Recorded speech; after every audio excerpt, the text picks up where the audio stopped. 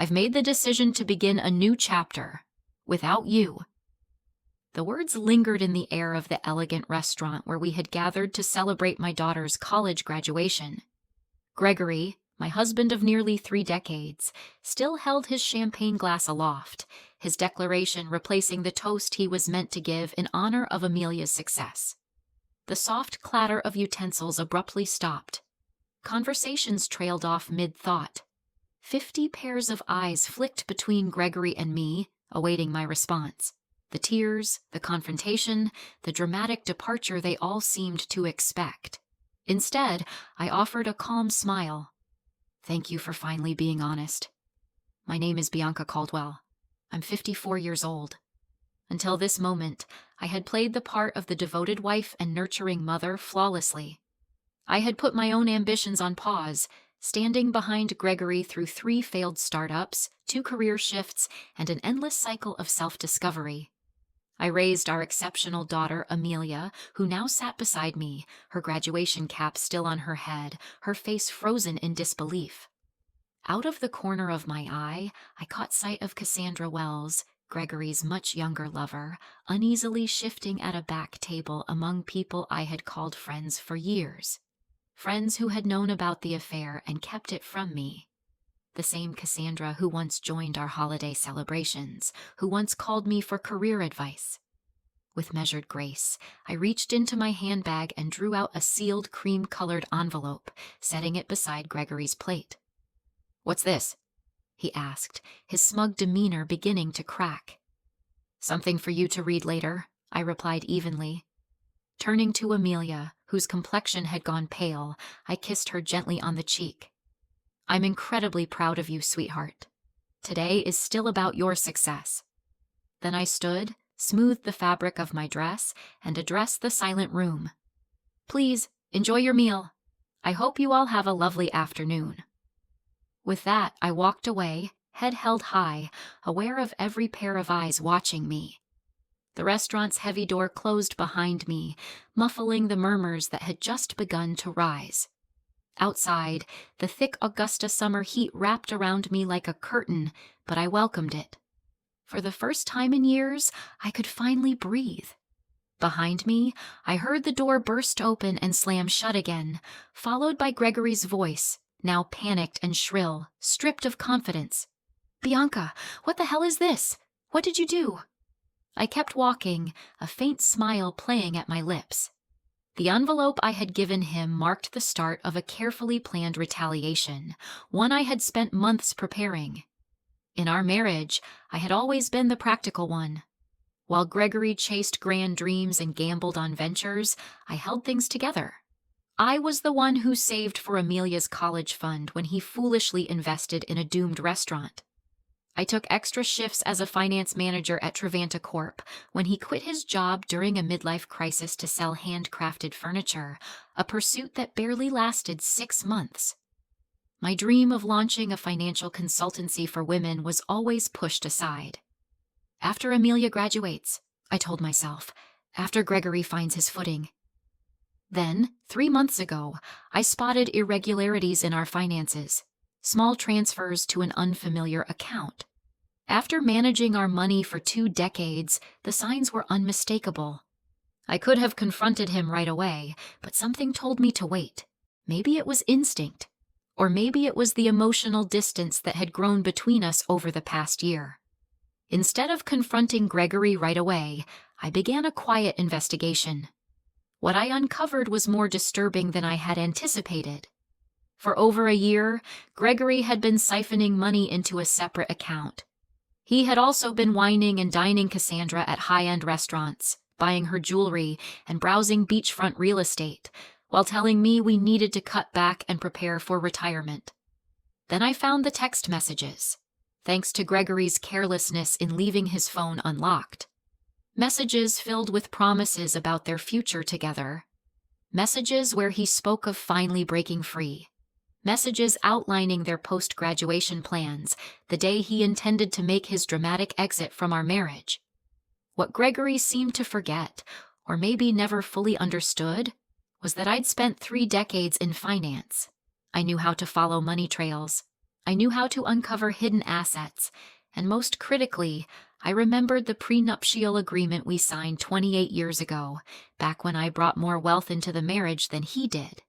The same agreement he had pushed for to protect his future income included a fidelity clause, one that would now work entirely in my favor. While Gregory was secretly planning his new life with Cassandra, I was building a legal case. I met with lawyers. I tracked every suspicious transaction. I collected undeniable evidence of the affair. I had the divorce papers drafted and ready, and I had timed everything precisely, knowing Gregory would delay his announcement until after Amelia's graduation to avoid drawing attention away from her. But what he didn't realize was that I had already filed the papers that morning, before he could make his big declaration. Since the documents were still sealed and not yet visible in public court records, Gregory remained unaware that I was several steps ahead of him all along. I didn't return to the restaurant. Instead, I drove home, to the large colonial house in Augusta's historic district that we had bought 15 years ago. The very home that, according to his texts, Gregory had already promised to Cassandra. I pulled into the driveway and walked into the house that had been our shared space for so many years. Everything looked untouched. The same framed family portraits lined the hallway. The antique grandfather clock that belonged to my father still stood tall. The well-worn leather couch where Gregory and I had once mapped out our future remained in place. But despite the familiar surroundings, everything had changed. Upstairs, I entered the master bedroom and opened the closet. Sure enough, Gregory's clothes were already packed neatly into suitcases hidden toward the back, preparation for his intended departure the next day. I couldn't help but smile. Typical Gregory, fastidious about his wardrobe, but reckless with the things that truly mattered. My phone buzzed nonstop, messages from friends at the restaurant, from Amelia, and even from Gregory's sister, Diana, who had flown in for the ceremony. I only responded to my daughter. "I'm okay. This isn't yours to worry about. Enjoy your day. We'll talk tonight. I love you." I had shielded Amelia from all of this for months. I refused to let her final semester be clouded by the unraveling of our family. She'd be upset that I hadn't told her sooner, but I knew that in time she would understand. Amelia had inherited my sense of logic and her father's charm, a combination that had served her well and helped her graduate with honors. 3 hours later, I heard Gregory's car pull into the driveway. The front door burst open with a bang. "Bianca!" he yelled, his voice echoing throughout the house. "Where are you?" I was sitting calmly in the living room, reviewing documents on my laptop. As he stormed in, face red with fury, the envelope clenched tightly in his hand, I quietly closed the lid. "What the hell is this?" he barked, waving the papers. "You served me divorce papers today of all days." "I thought the timing suited your plans perfectly," I replied with cool composure. "You wanted to begin a new chapter. I'm just helping move things along." "You had no right." "I had every right," I cut in, my voice firm. "Just as you had the right to choose Cassandra. We all make decisions, Gregory." He smirked suddenly. "The prenup expired years ago. Any decent lawyer would confirm that." I allowed myself a faint smile. "Actually, it didn't. Section 12 explicitly states that the fidelity clause remains active for the entirety of the marriage. Perhaps your lawyer should have explained that to you. Oh wait, you didn't consult one, did you?" The smugness drained from his face as the truth landed hard. The very prenup he once insisted on, to protect what he thought would be his future fortune, now meant he stood to lose it all. The house, the Savannah vacation property, and his share of our retirement savings. His grand announcement at the restaurant had just become the most costly performance of his life. "You can't do this to me," Gregory muttered, collapsing onto the couch. "We built this life together," I said, my tone calm but resolute. "And you chose to walk away from it, just not in the way you imagined." His phone vibrated repeatedly in his pocket. He glanced at the screen but didn't answer. It was Cassandra, no doubt, wondering why he hadn't followed through with their carefully laid plan. You've always been calculated, Bianca, but this is ice cold, he said, changing tactics. What about everything we've been through? Don't 28 years count for something? I looked at him closely, the man I had loved for nearly 3 decades, the same man who had held my hand through 2 miscarriages before we were blessed with Amelia, the man who once surprised me with a spontaneous weekend getaway to Charleston for our 10th anniversary. When had he changed? Or had this version of him always existed, hidden beneath the charm, unnoticed by a wife who loved him too deeply to see the signs? Our history meant everything to me, I replied honestly, which is exactly why your betrayal cut so deeply.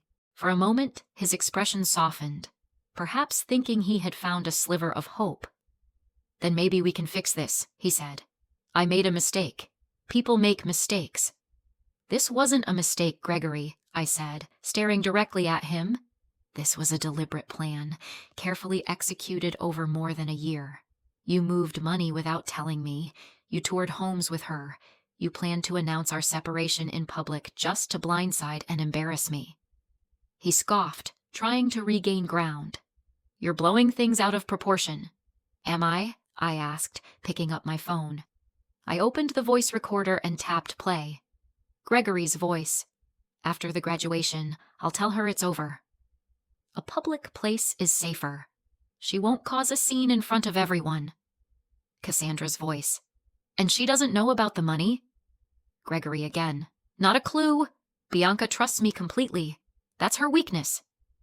His face went ghostly pale as the recording ended. You recorded our conversations? That's illegal, Gregory snapped. Not in Georgia, I replied evenly, as long as one party consents, and especially not when it's in your own home. I didn't record your private moments with Cassandra. I'm not cruel. I only recorded the conversations where you discussed defrauding me. Gregory suddenly sprang to his feet, visibly agitated. I need to make some phone calls. Of course, I said calmly. Starting with your lawyer might be wise.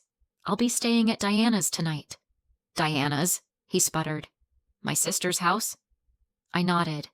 Yes. She's actually quite upset with you. She saw you with Cassandra last Christmas, remember? She didn't tell me right away. She confronted you first. You assured her it was nothing and promised to end it. When she realized that was a lie, she came to me. That landed hard. Gregory had never expected his own sister to side with me. He knew we were close, but clearly underestimated the strength of our bond. Everyone's turning against me, he muttered. Ironic, isn't it? I said, picking up my purse and the overnight bag I had packed earlier. You have until tomorrow evening to collect your belongings from the house. After that, the locks will be changed. As I approached the door, Gregory called after me, a note of desperation creeping into his voice. What about Amelia? Have you even considered how this will affect her? I stopped in my tracks, my composure finally cracking. Don't you dare use our daughter to shield yourself, Gregory. You weren't thinking about her when you were planning your new beachfront fantasy with Cassandra. His phone buzzed again. This time, he looked at the screen and let out a groan. Problem? I asked. Cassandra's already at the apartment. She's moved her stuff in. I couldn't help but smile. The apartment with both your names on the lease? The one you signed just last month? Gregory nodded, clearly baffled. You may want to check in with the leasing office, I said. That application was flagged for credit issues and never finalized.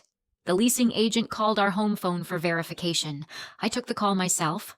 With that, I stepped out the door, leaving Gregory to face the first unraveling thread of his meticulously constructed fantasy. His perfectly timed plan was falling apart faster than he could react. Diana lived in a cozy bungalow across town, close to the university where she taught literature. When I arrived, she greeted me at the door with a tight, emotional hug. I just got off the phone with Amelia, she said, ushering me inside. Are you okay? Better than I thought I'd be, I admitted as we made our way to the kitchen, where a half-empty bottle of wine sat waiting. I can't believe Gregory did that. At the restaurant, in front of everyone, Diana said as she poured 2 glasses. He's completely lost it. He meant to humiliate me, I explained, accepting the wine. He wanted to make it public so I couldn't react without looking unhinged. Diana's expression darkened. My brother has always loved drama, but this is another level. We settled into her sunroom, surrounded by books and potted plants. Diana had never married, choosing instead to pursue independence and academia. At times, I had envied her freedom. "What did you put in that envelope that rattled him so badly?" she asked. I told her about the divorce papers, the documentation of his financial deceit, and most importantly, the prenup that would ensure he walked away with far less than he'd anticipated. "The prenup?" Diana raised an eyebrow, amused. I remember how insistent he was about that. Dad had just given him startup capital for his first business, and he was terrified of losing it. She let out a bitter laugh. The irony is exquisite. Just then my phone rang. It was Amelia. I inhaled deeply before answering. "Hi, sweetheart." "Mom," she said urgently, her voice tight with emotion. "I'm coming to Aunt Diana's." "You don't have to, honey."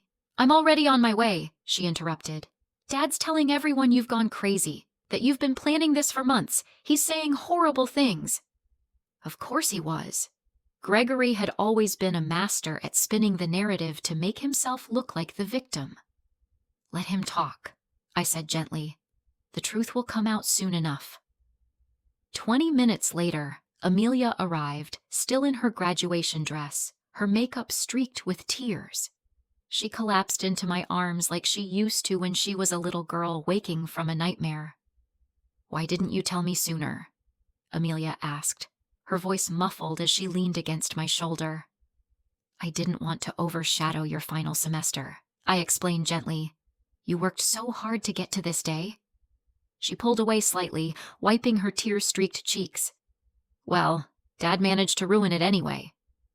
We moved into Diana's living room, where I finally shared everything with Amelia, how I'd discovered the affair, the financial manipulation, and the plans Gregory and Cassandra had made behind our backs.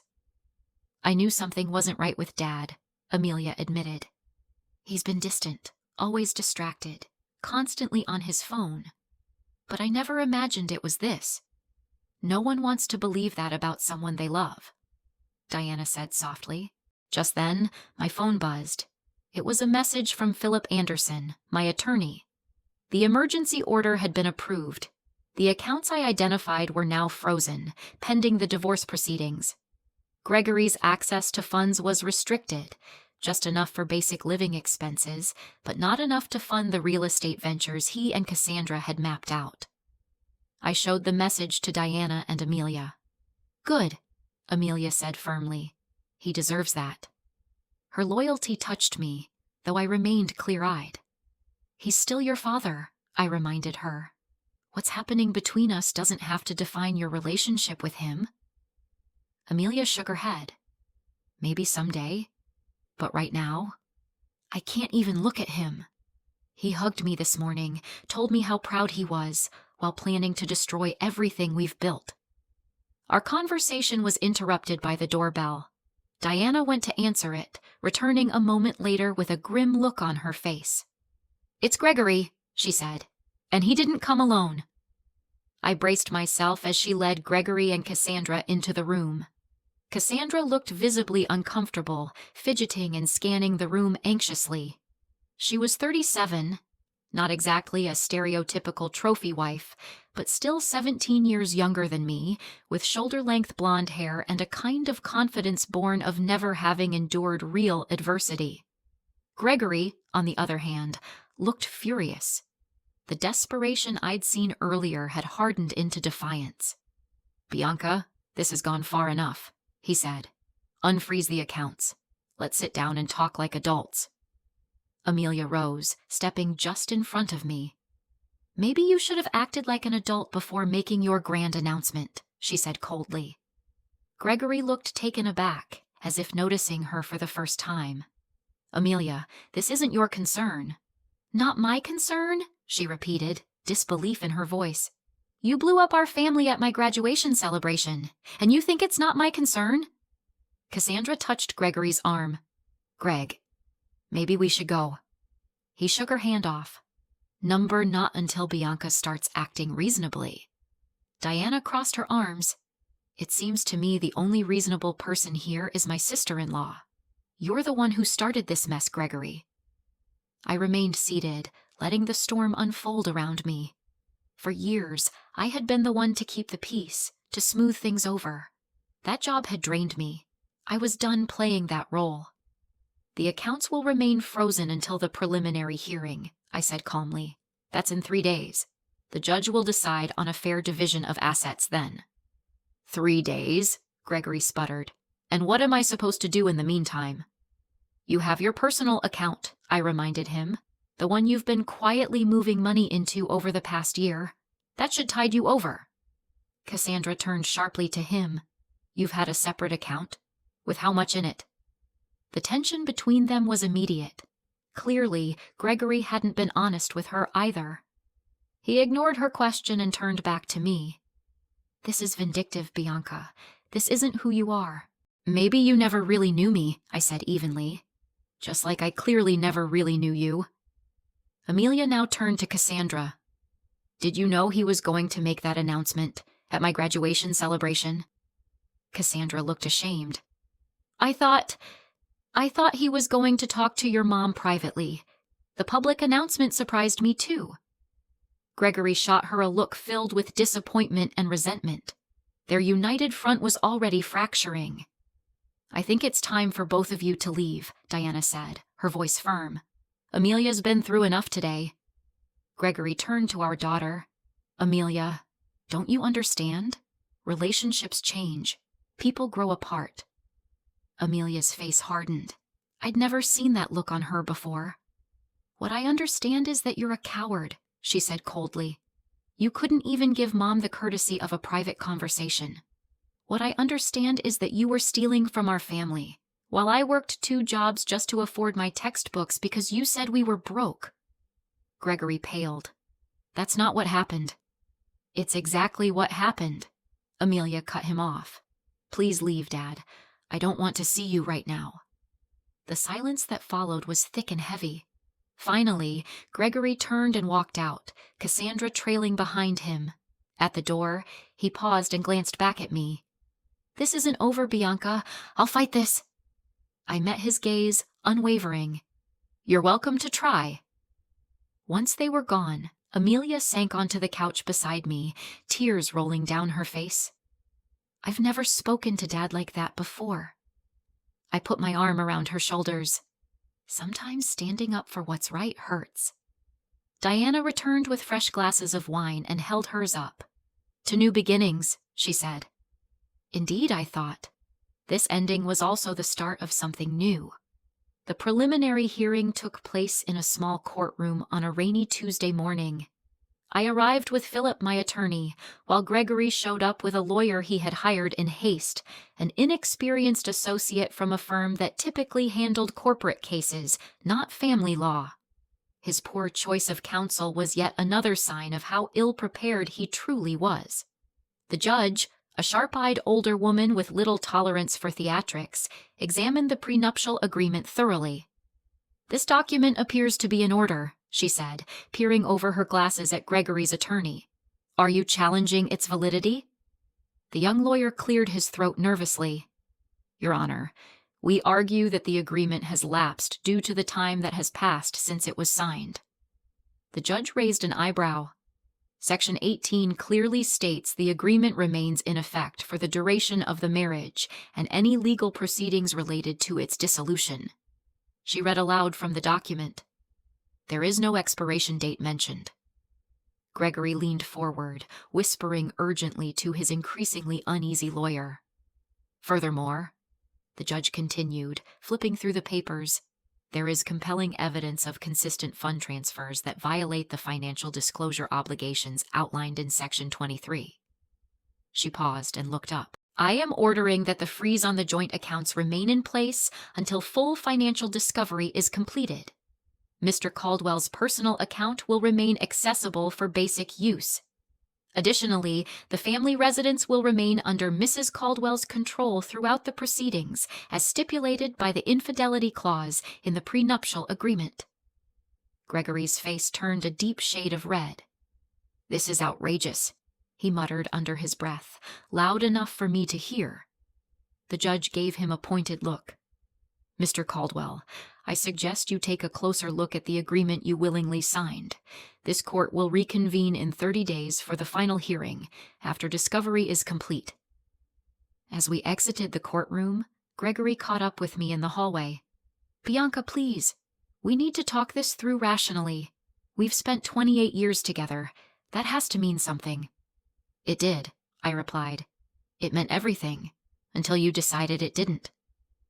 I walked away, leaving him standing alone in the corridor, the consequences of his actions beginning to catch up with him. Word spread quickly in our social circles. Friends called often, some to offer their support, others clearly fishing for gossip. I remained composed and kept things simple. "Gregory and I are separating. Sometimes these things happen." Meanwhile, Gregory's carefully crafted image began to unravel. The persona of the successful entrepreneur and devoted family man was now visibly fractured. The financial freeze had left him unable to fulfill the promises he had made to Cassandra. The beachfront property they had planned to buy fell through. The luxury car he had put a deposit on was never delivered. 2 weeks after the hearing, Diana called, her voice laced with irony. "Have you heard the news? Cassandra moved out." "Already?" I wasn't surprised, just impressed by the speed of her exit. Apparently, she just found out Gregory's business isn't nearly as profitable as he claimed, and those savings he bragged about? Non-existent. She told her friend Jennifer she didn't sign up to date a man with financial baggage. I laughed. He always was a master of illusion. While his world was unraveling, I was rebuilding mine.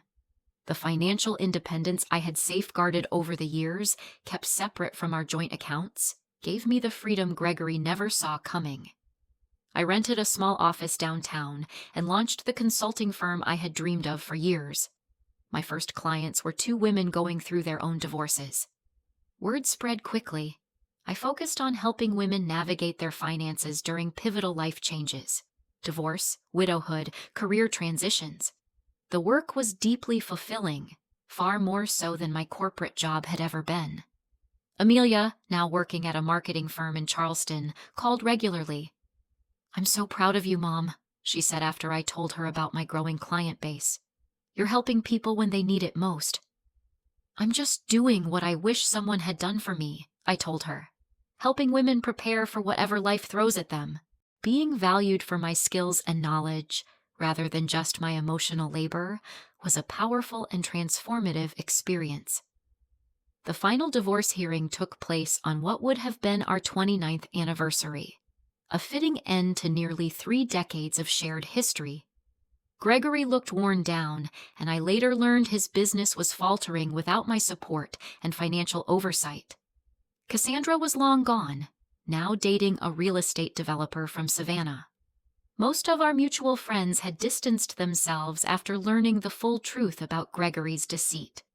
The judge upheld every term of the prenuptial agreement. Gregory walked away with only his personal items, his struggling business, and the funds in his private account, most of which went to legal fees, leaving just enough for a modest apartment. I retained the family home, my retirement savings, and 70% of our shared investments, exactly what the agreement prescribed in cases of infidelity. There was something poetic about it. The very document Gregory had insisted on to protect himself had become his downfall. As we left the courtroom, he approached me one last time. "I made a terrible mistake," he said softly. "Is there any chance we could—" "No," I said, my voice gentle but firm. "That door is closed." "I understand," he replied. And for the first time in years, I believed he meant it. "I hope you find happiness, Bianca. You deserve it." It was perhaps the first honest thing he had said to me in a long time. 6 months later, Caldwell Financial Transitions was thriving. I had upgraded to a larger office and hired 2 associates. I remained focused on helping women secure their financial futures in times of major change. Amelia visited often, beaming with pride over what I had built. "You know what's ironic?" she said one afternoon. "If Dad had just been honest from the start, he might have walked away with half of everything." "Sometimes people can't see beyond their immediate desires," I replied. The woman who had once seen herself only as Gregory's wife and Amelia's mother had become something more: mentor, business owner, advocate. The envelope I had handed Gregory at that restaurant hadn't just been an exit strategy. It had been a key to a door I didn't know existed. Behind it, I hadn't found revenge. I had found reinvention. In securing my financial future, I had reclaimed something far more valuable: myself.